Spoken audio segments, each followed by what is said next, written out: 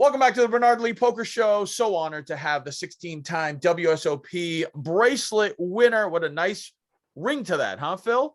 I love it. Won his 16th this year on the Deuce to 7 1500, but an incredible run in the World Series in 2021. I mean, so that far. Close to 17. I had 4.2 That's right. million to 1.3. Oh, that's right. We had Adam Friedman on last week talking about that bracelet, and what an incredible bracelet for the six-handed dealer's choice. And I'm going to throw a stat out, which I'm not sure if you know. Let's see if you knew this or not. And I said this when you went heads up. You almost prevented history from happening twice. Adam Friedman set history by winning the same event at the World Series 3 consecutive times. Obviously not 3 years in a row because we had a break.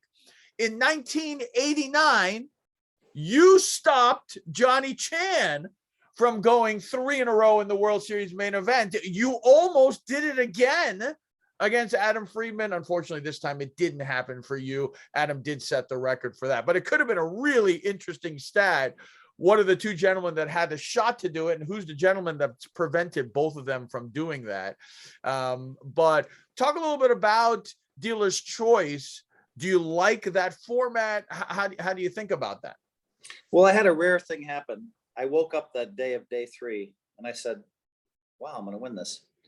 And sometimes my wife and I talk about, I mean, she made a really good point. She said, everybody assumes time is linear.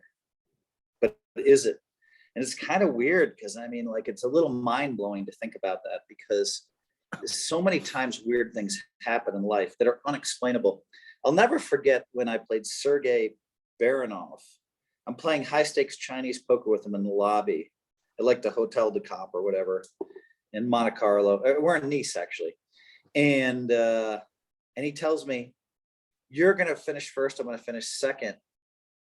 In the main event, 2012, no one ever tells me out loud I'm going to win a tournament. It's rare they say that. Yeah. But no one's ever said I'm going to finish second. And then on top of it, you're going to finish first. It makes no sense that a human being could say that. We had 450 players in that tournament. And after day 1, he came up to me and he said, you're going to finish first. I'm going to finish second. He was one of the trip leaders. Yeah. I was like, okay. After day 2, we're both in the top 10 in chips. He's like, you're going to finish first. Now I'm starting to fucking believe what is going on here. It makes no sense. First of all, I'd never heard of Sergei Baranov, right? Ever. Yeah. He's like, I mean, turns out he's a great player, but no one had ever heard of him. After like day 3, after day 4, we're both top 5 in chips. And I'm like, what the fuck? This is weird. Now we're at the final table. Joseph Chung is there and another gentleman from, I think, maybe France. And then we're down to 4, and then we're down to 3, and all of a sudden we're heads up. And I thought, well, there's no way I'm finishing second, because you can't do that now. He predicted it. So he made a little financial save. I think we saved 100K. It was still a lot of money. We're playing for, I won €1 million at least for that one. Right. I think €1 million. Yeah. But anyway, so it plays out where I finished first and he finished second. And then you think to yourself, that makes no sense. No one's ever said that. How could that ever make any sense on the planet? And then you start thinking, is time linear? Well, if you don't think time's linear, then you have to be some kind of crazy conspiracy nut, right? I guess, or whatever. And then, I guess I mean, I've had so many weird things happen like that, that are unexplainable. So anyway, that day I woke up and I said, wow, you're going to win this. It was just an incredible feeling. And I went in there and I just started building. 1 million, 2 million, 3 million, 4 million. And I got heads up with Adam. And I got just a little bit tired. Yeah. Just for a minute there. I went to the bathroom. Mike slapped me across the face. I slammed a brain fuel. Mike slapped me 4 times. The 4th time, like as hard as he could. All of a sudden, I'm like, whoa, I'm awake now. And I came back and I played great after that. But it's just it was kind of a nice feeling that I thought I was going to get there. I thought I was going to win. I played just great that day. It's just really nice when I can take all of the knowledge that I've accumulated over, I don't even know how many years of poker.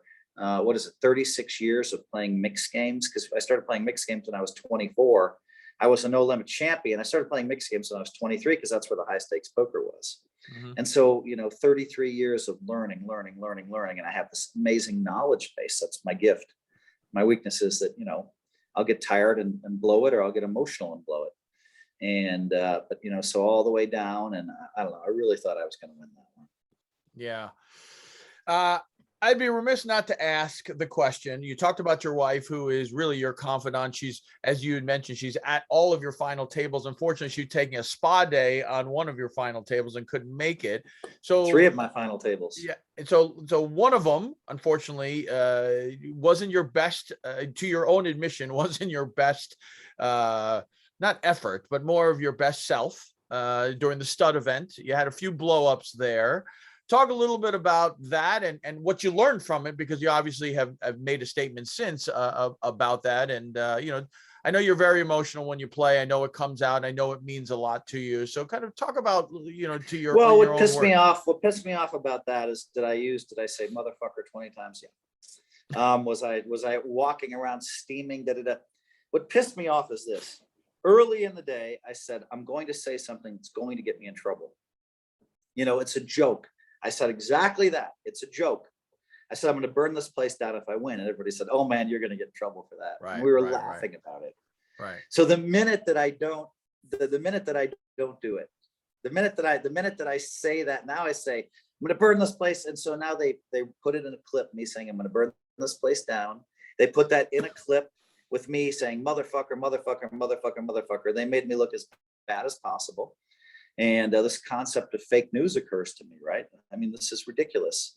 And so this goes out and I look as bad as I can, and it goes global instantly, because why wouldn't it go global? This is one of those kind of crazy, and some people are like, well, the police should come in and check on Phil and the FBI should look into it. And I just thought, I thought to myself, this cheap guy who lives in, I don't know, somebody's basement or something, and literally lives in another player's basement. I don't want to mention names. You cheap guy, you did this. This is your life. You just want to make me look bad.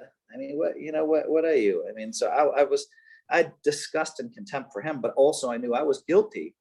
But and I knew that I needed to change. It was interesting, some of my sponsors, I thought, wow, they're going to be mad at me, and no one was kind of mad at me. It's like they know what they get with me, right? And so, for better or for worse, no one was really mad, but I decided I need to tone this down. It's just too much. But the burning the place down stuff was that's cheap for them to do that to me. Just cheap. I mean, it isn't good enough that you have me saying motherfucker 20 times. Put that out there, because that's fair. It's a fair representation. Right. So, but I don't need to do that. And I decided that I just have to work hard. And there were 1,000 negative tweets, mostly because of the burn the place down. But and I blocked 30 or 40 people that day, and that's fine. But I'm guilty. And so I own that. I need to get better at that. Yep. And so, and so I said, all right, listen. So, I mean, then of course I came right back with another final table, and I said, all right, this time you can't go crazy. That was my third final table, by the way. Right. So a 6th, a 5th, and then a 4th in the stud. And I was just boiling mad because I was playing so good. And then I went crazy. And it reminds me of, 2018 when I was out of line with James Campbell. It was a small thing. People do it all the time at the table, but I can't say that. I just have to say, you're guilty, Phil. People don't know. People all the time fold out a turn, and they kind of choreograph their motions. Right. But I was guilty. So I can't say everybody does it. Instead, I say I'm guilty. And 2,000 negative tweets. How could Phil blow it for the Massachusetts fireman? And, he had the ace high flush, the other guy had the king high flush. He actually got his money in great. Right. And the guy hit a random 3, and now it's all my fault when he got his money in 4-1 favorite. I accepted that responsibility, and I really like James Campbell. He's handled himself with such class and such grace. He's a really good guy. He's actually a good friend of mine. He's actually been on the show, and people don't really like. Norman was saying, like, oh, he's a fireman. People don't. He should have been represented a little bit more. This guy was Player of the Year online. Yes. Jay Camby, he's a great player he and I have talked, and he's actually been one of my really good friends in the world of poker down in Foxwoods and talking. And he, like I said, he's been on the show a bunch of times. And so when he was classy on, guy, yep, you know, he asked me to give money to a charity. I snapped at it a couple of times, but I bought him in for the next year. I said, here's $10,000 in cash. I'm going to buy you in next year. Yep. Right. And so I owned up for that 2,000 negative tweets. But of course, the people that want to make me look bad, they're not saying this guy was player of the year. They're saying he's a fireman and a really nice guy, and Phil the entitled asshole fucked him, you know? And so, you know, and there's just so much more to that story, but I had to just say it's all my fault, put up the 10K. I've never, you know, but Campbell, what a great guy, man. He's handled himself so well. He's a really nice guy. I mean, yeah.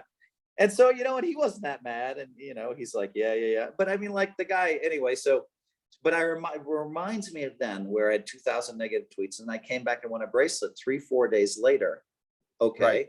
And I had 3,000 positive tweets, and I'm like, this is the busiest week of my life. Hating me to loving me. So now the same shit, same exact thing.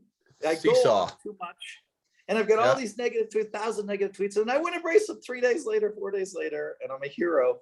And I'm just like, oh. Talk about, you've been mentioning about POI.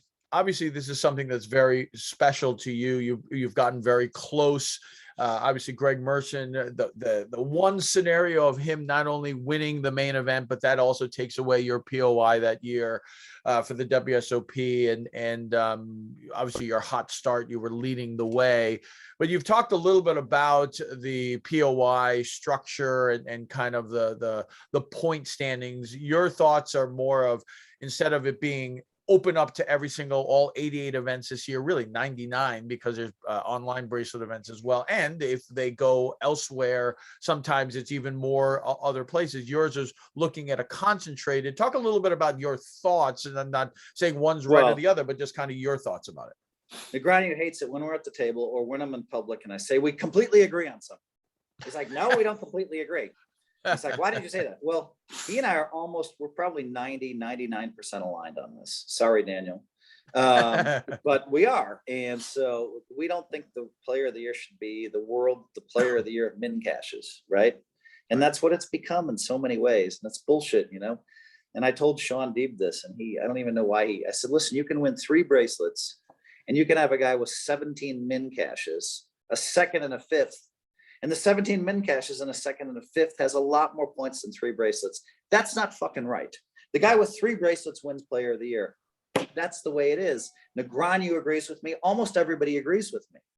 And so it's kind of obvious to all the champions. You can't have it's not the World Series of the player of the year is not about min caches. And so, you know, that's a different skill set. No one fucking cares if you min cache, if you want the truth. And so it's kind of bullshit. So I mean, I'm frustrated.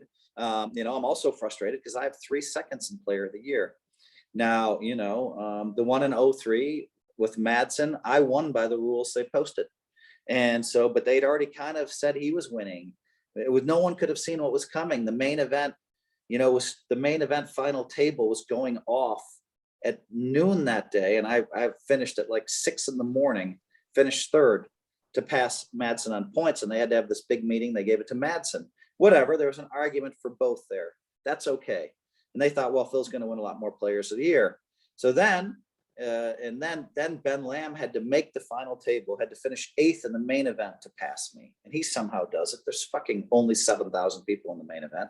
And then Merson has to win the main event to pass me. Even second place does not get him player of the year. Right. There's only 8,000 people. He wins it. And so 3 seconds. So I'm feeling a little snake bit. And I'm not complaining about the structures for those years, but if I want to have a chance, we can't have this. We can't have min caches. And now there's this guy who has an award or whatever, and I'm disappointed in him. He's like, well, a min cache is about the same as you know, as caching in a 10K field. And I'm like, are you insane? You play 13 hours to min cache in a tournament, maybe 12 against 1,000 or 2,000, you know, more random non-professional players, versus playing 2 10-hour days doesn't even get you into the money. Right. You know, you have to play 23 hours to cash in these 10Ks, you know? And so 24 hours against the best players in the world versus 13 hours. And he's like, well, it's about the same. It's not about the fucking same. And anybody that thinks that shouldn't be writing a Player of the Year award. I don't want to mention these specific names, but they're way off base. And Daniel and I are kind of like watching the posts, and we're rolling our eyes going, really? Don't they understand? You know? And so, you know, I mean, Player of the Year should be determined by bracelets and final tables. Now, well, I'm saying, listen, if you win a 2,000 player field, okay, and you versus 100 field, I think the 2,000 player field, you should get more points. But so I'm not disputing, but you know, I just think that people are way off base and they don't know what they're talking about. And I'm like, why do you have a voice in this? Right. Well, like I said, it's always been a battle up and down, whether it's you get more points for winning a 10K, whether it's more points for winning more people. And then there's trying to make that balance. And then, like you said, min cashes initially were very low on the totem pole. Now they've gotten so many points. You had Chris Ferguson, who had 20 some odd cashes, and he won Player of the Year. A lot of it was because of the multiple cashes that he had coming down the stretch. So yeah, the debate will go on. They were criticizing Chris Ferguson for waiting in the line, the rebuy line, and letting everybody go in front of him. And I snapped in my head that he let me go in front of him, and I'd always say thank you, not knowing that it actually hurt me in Player of the Year race. I'd be like, thank you, I appreciate that, and he'd no problem.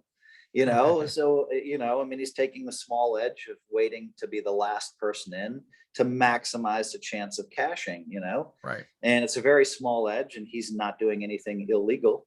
But, you know, it just snapped into my mind. Yeah. And so I just don't think min cashes are important in poker. And, you know, I mean, if you want to, maybe we should have a World Series of min cashes, and maybe someone should get a fucking here, we'll give somebody a Cohiba cigar. Hey, congratulations. You're the winner of the min cashes.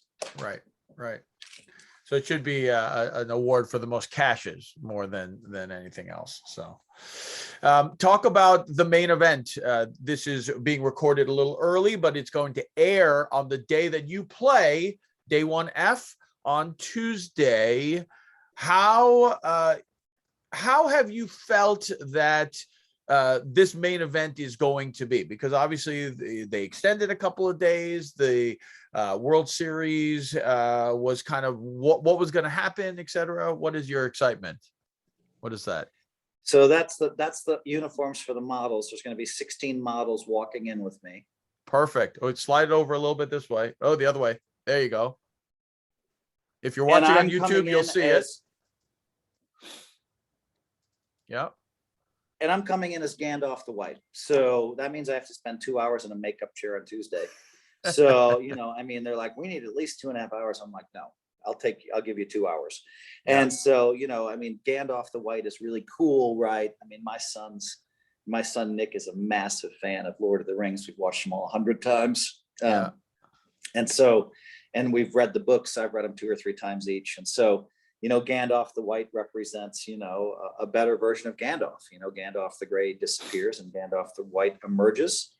And so I'm coming in as Gandalf the White, which is a better version of me. And it's just going to be fun. And so I'm going to have the wig and the, you know, and the mustache and the beard and the staff and all of that stuff. And it's just going to be fun. And so, you know, CBS Sportsnet is I think they're going to show 5 or 6 minutes of my entrance live in the middle of the arena or whatever. And then I might play to the end of the day, because I'll be there at around 7 and, you know, 7:10, 7:15. And then I have to play till about 11:40. I might just play in costume the whole day. If I'm winning pots, that's the weird thing. If I'm winning pots, I'll stay in costume. But it's weird. We're superstitious. And if I get down to like 45K, you may see me run to the back and rip all the makeup off and come right back with my hat, my shirt, and let's go. Yeah. So the plan is to come in after dinner break? Yes, right after dinner break. Yeah.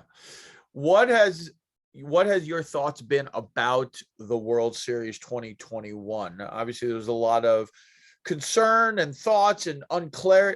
Not unclear. It wasn't unclear. It was just more people weren't sure what was going to happen because of the COVID and the time off for the last couple of years. What's been your thought about the World Series? And I will tell you this: the first day I walked in we're playing without masks. And I'm like, wait, this isn't right. Because Right. we always have masks everywhere we go. And I'm playing the 25K and no one has a mask on. Maybe 2 people have masks on in the whole field. And I'm like, oh, that's right. Everybody's been vaccinated. But I'm like, the second I hear a cough. Yeah. And I'm like, all right, this could be a super spreader event. It's going to be very bad for the World Series of Poker. Right. To my knowledge, there's been 0 cases. Yeah, How can you have amazing. 50,000 people all vaxxed playing in the World Series of Poker every day, day after day, without masks on? I wear a mask 10% of the time in the tournament, right? And sometimes just because I feel like bluffing more, I'll put the mask on. And so it's amazing to me. So anybody that's followed science and all these debates should understand this. We've had 50,000 vax people hanging out together. To my knowledge, only one person they asked to get tested. Maybe there's 4 or 5 or 10. But to my knowledge, only one person they asked to get tested and he was negative. To my knowledge, no one, not one person in the 50,000, maybe it's 100,000 individual people that have played in this, no one has gotten COVID. Stunning. But it's also a massive, massive validation and statement for being vaccinated. Yep. And I'm not telling people to get vaccinated. I'm just saying that the evidence looking shows at the statistics, right? Yeah. I'm just saying, I'm not telling you, hey, you have to go get vaccinated. People have religious reasons. They don't, personal choice reasons. I don't want to get involved in that debate, but I'm just saying there's a lot of evidence right here, anecdotal. Yes, sure. But it's 80,000 people that, vaccinated people don't, they don't seem to spread it as much as well. As another fact. So to me, it's a fist bump for vaccination. And I think that the World Series, what I was pleasantly surprised when I went there, and my concern originally, my trip was canceled because of the vaccination. I decided to come back and I played for a week. And I will say I was impressed that when you're playing on a Monday or a Tuesday, I thought the numbers were going to be pretty down. But I was impressed. The World Series bracelet events, yes, they were down a little bit because obviously you don't have the Europeans able to come over at that time. They will now for the main event and the what I call the post preliminaries. But I was impressed. The side events, not so much, right? They were down, the cash games, the satellites, et cetera, et cetera. But the World Series bracelet events, I think Jack and his team did a really, really good job to pull off such a monumental task that was really in flux for so long. So kudos to them. I don't know your thoughts. Yeah, 100%. And and I don't think people expected these fields. Right? I don't think anybody expected these fields. Not at all. I think once the first week passed and there are no reports of people getting COVID, more people flew in, and more people flew in, and more people. Yeah. And to me, there was actually more love in the room than I've ever witnessed. Sure, I lost it once or twice, but people love that too. These are my peers. They expect that from me. They actually have fun with me when that happens. But you're looking at a room full of people and everybody's so grateful to be together. We missed a year of this convention together. We missed summer camp and now we're back together. Yes, we're back to summer camp and so many smiles and everybody's so happy. And to my knowledge, everybody was at record levels of being nice to each other. It was really cool. There was a sense of community. There was a sense of, oh, I haven't seen you in a while. Oh, you're playing great. I complimented more people than I've ever complimented in my life. I know that. And maybe that helped me. But it was just so much fun to be together. And people were saying, so, what a community, what a great, and the other thing is poker, because there's 1 or 2 bad eggs or 4 or 5 bad eggs in the million people that play poker consistently, or the 20 million or the 50 million. Sometimes we get a bad rap, but there's so many nice people, so many good people, so many nice people won bracelets. And such a great community poker is. Yep. No, I agree. Phil Hellmuth, thank you so much. Really appreciate it. I know you are so busy, but to spend the time with us here, really appreciate it. Thanks so much. And appreciate you coming on the show, my friend. Have a good one. On to the next interview. Excellent. Thanks a lot. Appreciate it. Hey, Phil Hellmuth here on the Bernard Lee Poker Show. Great to have him on, and what an incredible accomplishment winning his 16th bracelet. More interviews coming up, more winners and more information about the World Series as it continues. The main event started last week and continues this week as well. We'll get you all that news, of course. And as always, may you always go in with the best hand, and may you never get unlucky. Good night, everybody. And of course, for those of you who are watching on YouTube, I hope you enjoyed these interviews with Phil Hellmuth. I'm going to ask you, please like and subscribe. It helps the channel out, and it helps grow the channel and everyone who enjoys these interviews. Thanks so much. Really appreciate it, everybody.